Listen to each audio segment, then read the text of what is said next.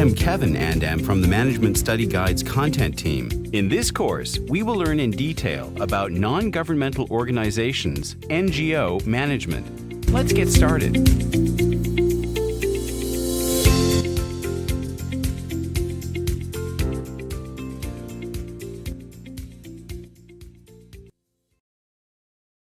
Keith Lawson has been working in the IT field for the past several years.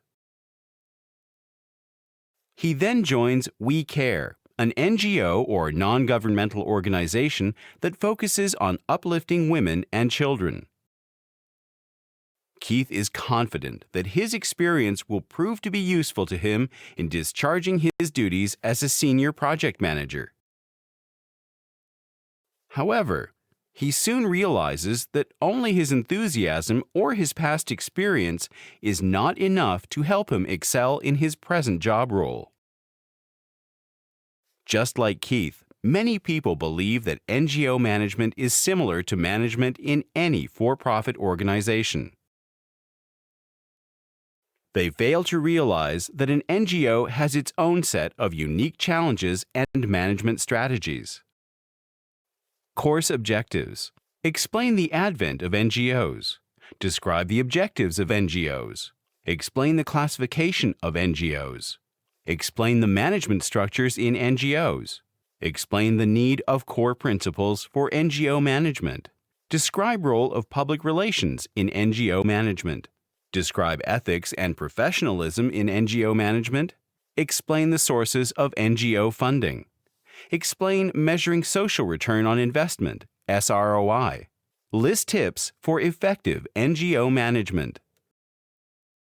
Why advent of NGOs? The intention behind the creation of the NGOs was that in places where the government was either doing a bad job of service delivery or the government could not reach for whatever reason, the NGOs could step in and act as the medium between the official sector or the governmental sector and the people. NGOs can mainly be classified into two types: advocacy-based NGOs, volunteer-based NGOs. Let's look at each in detail.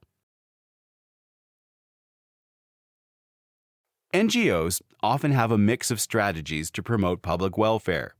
However, it needs to be mentioned that NGOs have to define the objectives and goals for which they are in existence, wherein they formulate their bottom-line goals or core principles. There is no point in NGOs spreading themselves too thin because they are doing everything at once. Further, there is also no gain in espousing too many causes and ending up not doing justice to any of them. These sources are 1. Foundation funds. 2. Government funds. 3. Running campaigns. 4. Ongoing funding activities. Let us look at each in detail. NGOs, unlike the private and the public sector, cannot access the debt and equity markets for funds. Hence, it has to rely solely on donors and the government for funding. This means that it is heavily dependent on these channels for funds. In today's times, NGOs are facing a squeeze in terms of funding and stricter accountability. After understanding the working of an NGO in great detail, Keith launches a program, EduBase. This is just a demo of the complete course. With every course, you get to view the course content online, download the PowerPoint presentation, and get the course completion certificate. With new courses added regularly, we offer a continuous learning platform. Join our premium membership plan and get access to unlimited courses. All of our plans are backed up by a 30-day money-back guarantee. If you are not completely satisfied, we'll give you a full refund. We are so confident that you'll enjoy the membership that we're willing to let you try at our risk, not yours.